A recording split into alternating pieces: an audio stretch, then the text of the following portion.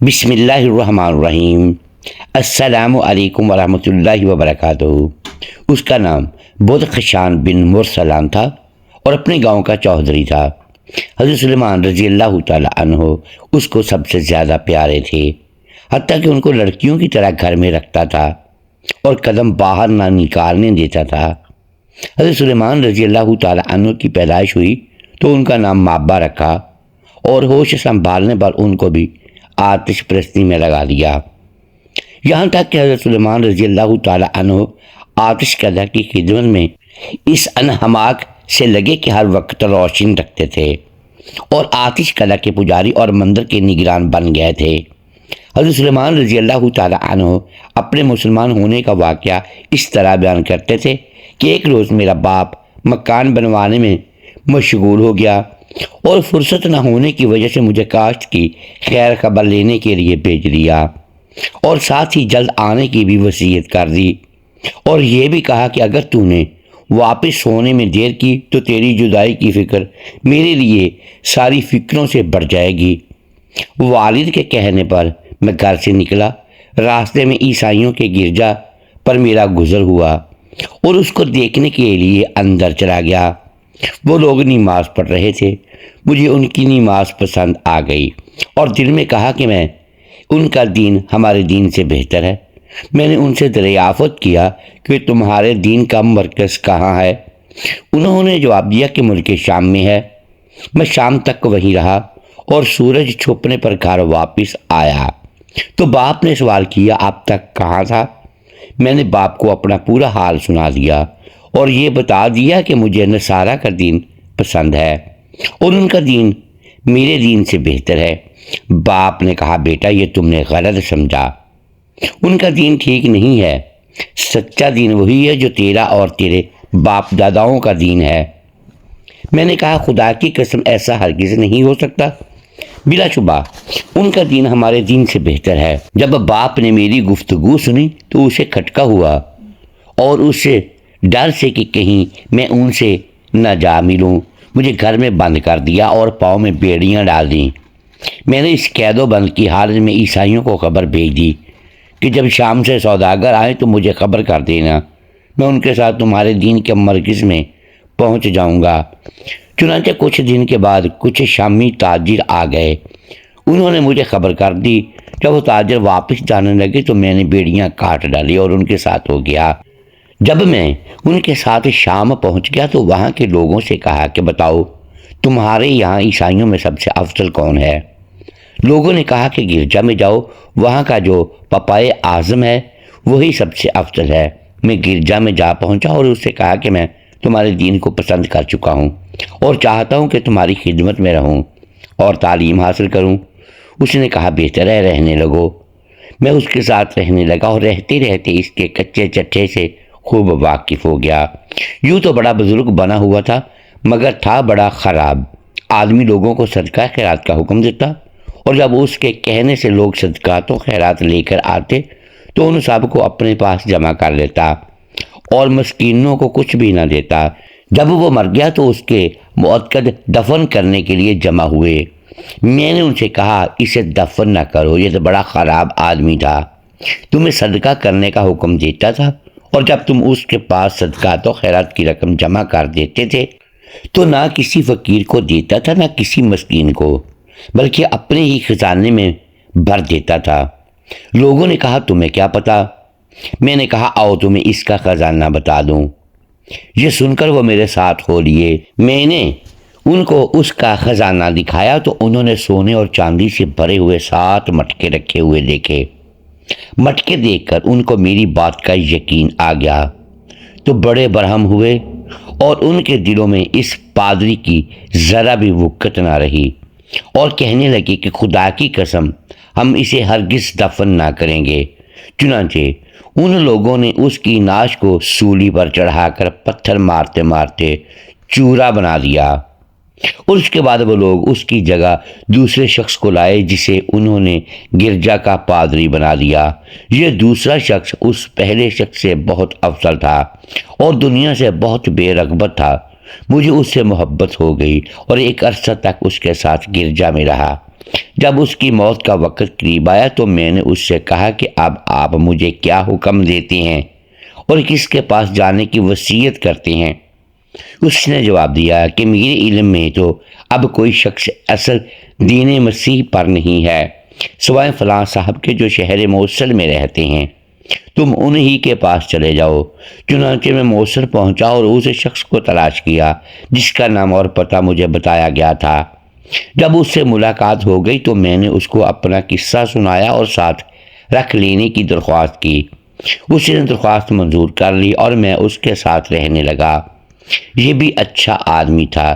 جب اس کی موت آ پہنچی تو میں نے کہا کہ آپ کا میرے متعلق کیا ارشاد ہے، بتائیے اب کس کے پاس جاؤں؟ اس نے کہا کہ شہر نصیب بین میں فلاں شخص کے پاس چلے جاؤ۔ میں نے نصیب بین کا سفر کیا اور اس شخص کو ڈھونڈ لیا جس کے پاس بھیجا گیا تھا۔ اس کو میں نے اپنا قصہ سنایا اور ساتھ رکھ لینے کی درخواست کی۔ اس نے مجھے ساتھ رکھ لیا۔ یہ بھی اچھا آدمی تھا، مگر دنیا والی زندگی ہمیشہ کے لیے کسی کو بھی نہیں ملی۔ وہ شخص بھی مرنے لگا تو میں نے کہا اب میرے لیے کیا ارشاد ہے، بتائیے اب کہاں جاؤں؟ اس نے جواب دیا کہ اب تم اموریہ میں فلاں شخص کے پاس جاؤ۔ چنانچہ میں اس کے پاس پہنچا اور ساتھ رہنے کی درخواست کی۔ اس نے مجھے اپنے ساتھ رکھ لیا۔ یہ بھی اچھا شخص تھا۔ اموریہ کے دوران قیام میں نے کمانے کا دھندا کر لیا اور میرے پاس گائے بکریاں جمع ہو گئیں۔ جب اس اموریہ والے پادری کی موت نے آ گھیرا تو میں نے اس سے کہا کہ بتائیے میں اب کہاں جاؤں؟ اس پر اس نے جواب دیا کہ اے بیٹا، اللہ کی قسم اب تو میرے علم میں کوئی بھی ایسا نہیں ہے جو ہمارے دین پر پوری طرح پابند ہو۔ اب تمہیں کس کے پاس بھیجوں؟ بس اب تم نبی آخری زمان صلی اللہ علیہ وآلہ وسلم کا انتظار کرو، ان کے تشریف لانے کا زمانہ قریب ہے۔ وہ دین ابراہیم علیہ السلام لے کر آئیں گے، عرب سے ظاہر ہوں گے۔ وہ ایسے شہر کو ہجرت کریں گے جس کے دونوں طرف کنکریلی زمین ہوگی اور جہاں کھجوروں کے باغ ہوں گے۔ ان کی ایک نشانی یہ بھی ہے کہ ہدیہ کھائیں گے اور صدقہ نہ کھائیں گے، اور یہ نشانی بھی ان کے دونوں موڈوں کے درمیان مہر نبوت ہوگی۔ اب اگر تم سے ہو سکے تو عرب چلے جاؤ۔ یہ کہہ کر یہ پادری بھی دنیا سے سیدھا رہا۔ میں عرب پہنچنے کی تدبیر سوچنے میں لگا رہا، حتیٰ کہ قبیلہ بنی کلب کے کچھ لوگ اموریہ پہنچ گئے جو عرب سے تجارت کے لیے آئے تھے۔ ان میں سے میں نے کہا کہ کیا تم ایسا کر سکتی ہو کہ مجھے اپنے ساتھ عرب لے چلو اور اس احسان کے بدلے میں میری یہ بکریاں اور گائیں لے لو؟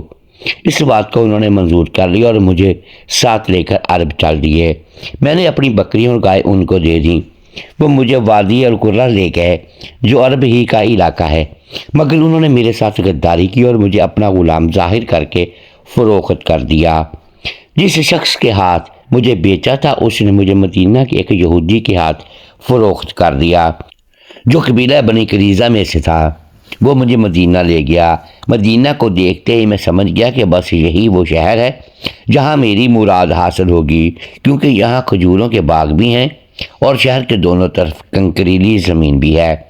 میں مدینہ میں اپنے آقا کے کام میں لگا رہا اور اسی اسلام میں سید عالم صلی اللہ علیہ وآلہ وسلم مکہ سے ہجرت فرما کر مدینہ تشریف لے آئے۔ ایک روز میں ایک تخت پر اپنے آقا کے باغ میں کام کر رہا تھا کہ اس کا چچا زاد بھائی آیا اور کہنے لگا کہ خدا بنی کیلہ کو غارت کرے۔ بنی کیلہ سے انصار مراد ہیں۔ ابھی میں ان کے پاس سے گزرا تو دیکھا کہ ایک شخص کے ارد گرد جمع ہے جو مکہ سے آیا ہے اور اپنے کو نبی بتاتا ہے۔ یہ سنتے ہی مجھ پر عجیب کیفیت طاری ہوگی اور بے ہوشی کا سا عالم ہو گیا، حتیٰ کہ میں درخت سے گرنے کے قریب ہو گیا۔ بڑی عجلت کے ساتھ میں درخت سے اتر کر اپنے آقا کے پاس جا کر کھڑا ہو گیا اور اس سے پوچھا کیا معاملہ ہے؟ اس نے میرے منہ پر ایک تمانچہ مارا اور کہنے لگا چل تو اپنا کام کر، تجھے ان باتوں سے کیا غرض؟ چنانچہ میں واپس ہوا اور اپنے کام میں لگ گیا۔ میرے دل میں بے چینی اور بے قراری تھی جس نے مجھے مجبور کر دیا کہ صبح جو بات سنی تھی اس کی حقیقت معلوم کروں، اور جس شخص کو میرے آقا کہ چچا زاد بھائی نے مدعی یہ نبوت بتایا ہے اس کو چل کر دیکھوں اور اس کی نبوت کو ان نشانیوں کے ذریعے جانچوں جو اموریہ والے پادری نے بتائی تھی۔ چنانچہ جب شام ہو گئی اور مجھے کام سے فرصت ملی تو میں ایک خوان میں تازہ کھجوریں لے کر سید عالم صلی اللہ علیہ وآلہ وسلم کی خدمت میں حاضر ہوا۔ اس وقت آپ قبا میں تشریف رکھتے تھے۔ میں نے عرض کیا، یہ صدقہ ہے جو آپ کے اور آپ کے ساتھیوں کے لیے لایا ہوں۔ یہ سن کر آپ نے فرمایا، میرے سامنے سے اٹھا لو، کیونکہ ہم یعنی انبیاء کرام علیہ السلام صدقہ نہیں کھاتے۔ یہ فرما کر آپ نے اپنے صحابہ رضی اللہ تعالیٰ عنہ سے فرمایا، جن کے لیے صدقہ حلال تھا کہ تم کھا لو۔ چنانچہ صحابہ رضی اللہ تعالیٰ عنہ نے کھا لیا اور آپ ہاتھ روکے ہوئے بیٹھے رہے۔ یہ ماجرا دیکھ کر میں نے اپنے دل میں کہا کہ یہ ایک نشانی تو میں نے دیکھ لی۔ اس کے بعد میں چلا گیا اور پھر موقع پا کر کچھ کھجوریں جمع کر کے لایا۔ اس وقت آپ قبا سے روانہ ہو کر مدینہ شہر میں تشریف لے جا چکے تھے۔ میں نے عرض کیا، یہ ہدیہ ہے جو آپ کی خدمت میں پیش کرتا ہوں۔ یہ سن کر آپ نے اس میں سے کھا لیا۔ میں نے اپنے دل میں کہا کہ یہ دوسری نشانی ہے۔ اب میں نے خاتم النبوہ کے دیکھنا کا ارادہ کیا تو تیسری بار پھر حاضر خدمت ہوا۔ اس وقت آپ بقی میں تشریف رکھتے تھے اور آپ کے ساتھ صحابہ بھی تھے۔ میں نے آپ کو سلام کیا اور خاتم النبوہ دیکھنے کے لیے گھوم کر آپ کے پیچھے پہنچ گیا۔ جب آپ نے مجھے اپنے پیچھے کھڑا ہوا دیکھا تو میرا مقصد سمجھ لیا اور خود بخود اپنی مبارک چادر اٹھا کر مجھے خاتم النبوہ دکھلا دی۔ میں اس پر جھک گیا اور اسے چومنا شروع کر دیا، اور چونکہ تینوں نشانیاں دیکھ کر آپ کی نبوت کا یقین ہو گیا اور اپنی مراد پا لی تو فرتے خوشی میں رونے لگا۔ آپ نے فرمایا، سامنے آؤ۔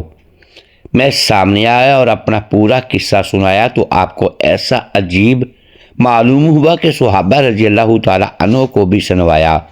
اس کے بعد میں غلامی کے مشغلوں میں پھنسا رہا، حتیٰ کہ جنگ بدر میں بھی شریک نہ ہو سکا۔ اس دوران میں بارگاہی رسالت میں آتا جاتا رہا۔ ایک روز حضرت صلی اللہ علیہ وآلہ وسلم نے فرمایا کہ تم اپنے آقا سے کتابت کر لو، یعنی اس سے اپنی جان کو خرید لو۔ چنانچہ میں نے اس کی کوشش شروع کر دی اور اپنے آقا سے یہ معاملہ کر لیا کہ جب میں کھجور کے 300 درخت لگا دوں اور ان کی پرورش کر دوں، حتیٰ کہ ان میں سے کھجوریں آ جائیں جو کھانے کے قابل ہو جائیں، اور اس کے ساتھ 40 اوقیہ نقد سونا بھی ادا کر دوں، تو میں آزاد ہو جاؤں گا۔ ایک اوقیہ 40 درہم کے برابر ہوتا تھا۔ معاملہ کر کے سید عالم صلی اللہ علیہ وآلہ وسلم کی خدمت میں حاضر ہوا۔ آپ نے اپنے صحابہ سے فرمایا کہ اپنے بھائی کی مدد کرو۔ چنانچہ صحابہ نے 300 پودے چندہ کر کے میرے لیے جمع کر دیے۔ جب پورے جمع ہو گئے تو سید عالم صلی اللہ علیہ وآلہ وسلم نے فرمایا کہ تمہارے درخت ہم لگائیں گے، تم ایک پودا بھی مت لگانا۔ لہذا میں نے 300 کیاریاں بنا لیں اور آپ میرے ساتھ اس یہودی کے باغ میں تشریف لے گئے اور ان کیاریوں میں وہ پودے لگا دیے۔ ہم آپ کو پودے دیتے جاتے تھے اور آپ اپنے دستے مبارک سے کیاریوں میں رکھ رکھ کر مٹی بھرتے جاتے تھے۔ آپ نے جتنے بھی درخت لگائے تھے، جو کہ 299 تھے، ان میں سے ایک بھی خراب نہ ہوا، اور مزید برآں آپ کا یہ معجزہ دیکھنے میں آیا کہ اسی سال سب درخت پھل لے آئے، مگر ایک درخت نہ پھلا جسے حضرت عمر رضی اللہ تعالیٰ عنہ نے لگا دیا تھا۔ آپ نے اسے اکھاڑ کر دوبارہ اپنے دستے مبارک سے لگا دیا۔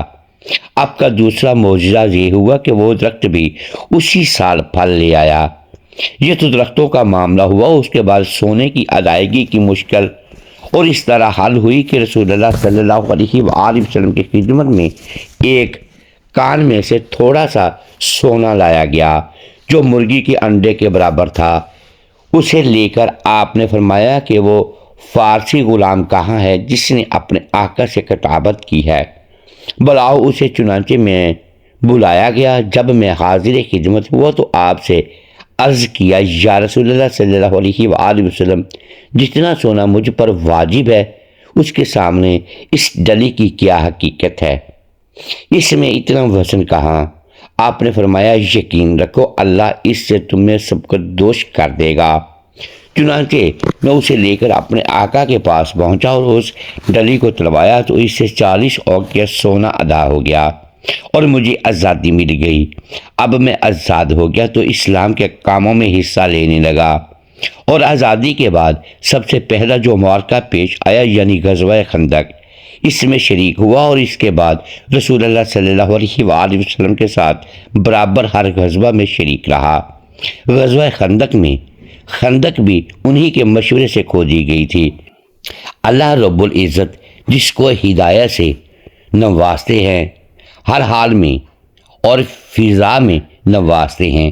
خدا کی شان، حضرت سلیمان فارسی کیا تو آگ کے پجاری تھے، اور کیا پکے معہد اور نبی آخری زمان کے اونچے درجے کے صحابی بن گئے۔